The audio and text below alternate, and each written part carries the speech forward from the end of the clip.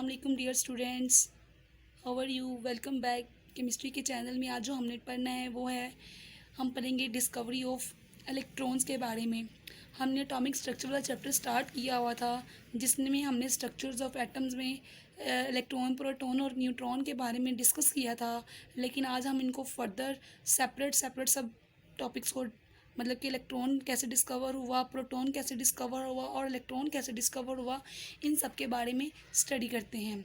सबसे पहले तो दिखाया गया है आपको इलेक्ट्रॉन। इलेक्ट्रॉन के बारे में जो हम बात करेंगे, तो उससे पहले हम देखते हैं कि एटम के बारे में ही कंसीडर किया जाता था कि जो एटम होता है वो सबसे छोटा पार्टिकल होता है। जो हमारा एटम होता है वो क्या होता है, सबसे छोटा पार्टिकल होता है। और ये जो एटम है ये किस वर्ड से निकला था, ऑटोमॉस से। और इसके तीन जो फंडामेंटल पार्टिकल्स के बारे में बताया गया था, मतलब इलेक्ट्रॉन, प्रोटॉन, न्यूट्रॉन। लेकिन आज हम बात कर रहे हैं किसकी, डिस्कवरी ऑफ इलेक्ट्रॉन के बारे में।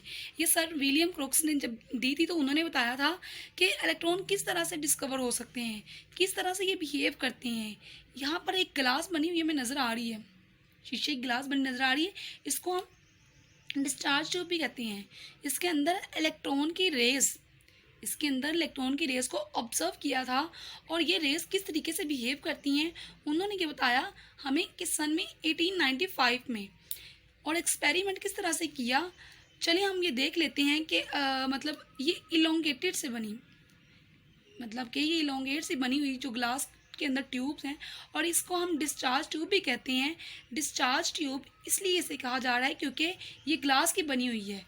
ये ऐसी ट्यूब है जिसके अंदर बहुत ही कम प्रेशर रखा गया है, जिसके अंदर बहुत ही कम प्रेशर रखा जाता है। ऑलमोस्ट कितना, 0.0001 एटीएम। एटीएम यूनिट है प्रेशर को मेजर करने का। एटीएम क्या है, यूनिट होता है प्रेशर को मेजर करने का। हमारे इन्वायरमेंट में जो गैस है, ऑक्सीजन, नाइट्रोजन और ये जो सारी गैसेस होती हैं, इनका जो प्रेशर है वो एटीएम है।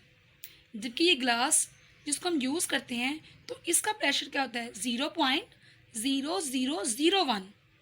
और साथ में ये क्या करता है, इवेपोरेशन कर देता है। ये जो वैक्यूम पंप है, वैक्यूम पंप के ज़रिए ये एक्स्ट्रा गैसेस को बाहर निकाल देता है, ताकि सिर्फ यहाँ वो ही गैस रह जाए जो हमें यहाँ पर रिक्वायर्ड है। कैथोड और एनोड की दो प्लेट्स हैं हमारे पास, रेड नज़र आ रही हैं। जो हमारे पास एनोड है ये अटैच्ड है बैटरी के साथ, पॉजिटिव टर्मिनल की साथ। इधर से हमारे पास कैथोड है, ये अटैच है नेगेटिव टर्मिनल के साथ। ठीक है, यानी पॉजिटिव एनोड वॉल्स के ज़रिए बैटरी से अटैच होता है और इस तरह कैथोड भी अटैच होता है। ये दोनों मेटल्स के बने हुए होते हैं। ये लोहे यानी जिंक, कॉपर या वो मेटल जिनकी सरफेस हो, जो शाइनिंग सरफेस होती है। यहाँ से बैटरी की हाई वोल्टेज दी हुई होती है।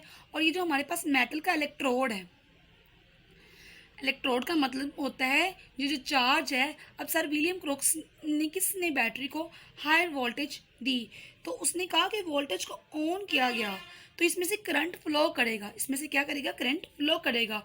और जब करंट फ्लो करेगा तो नेगेटिव चार्ज में से जो रेज है वो निकलेंगी और किस तरफ जाएंगी, पॉजिटिव चार्ज की तरफ, यानी कैथोड से निकल के एनोड की तरफ मूव करेंगी। ये रेज शाइन करने वाली रेज होंगी और इन रेज की डायरेक्शन पॉजिटिव की तरफ होंगी, नेगेटिव की तरफ से। ठीक है, इन रेस को शाइनी रेस यानी हम कैथोड रेस भी कहते हैं।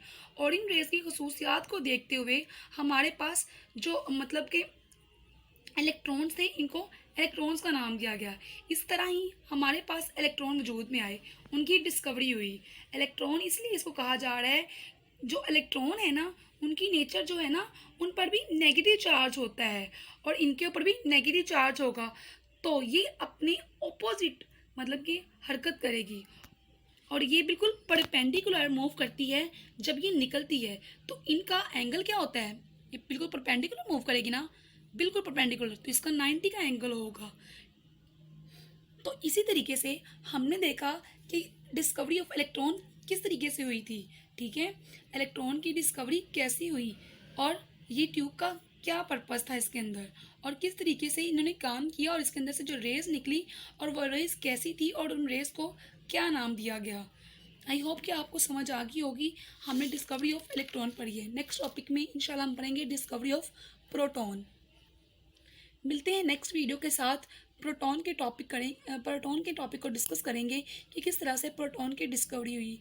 अगर आपको ये वीडियो समझ आई हो तो प्लीज़ ज़रूर लाइक कीजिएगा, कमेंट्स भी कीजिएगा और इस वीडियो को ज़्यादा से ज़्यादा शेयर भी कीजिएगा। अल्लाह हाफिज़।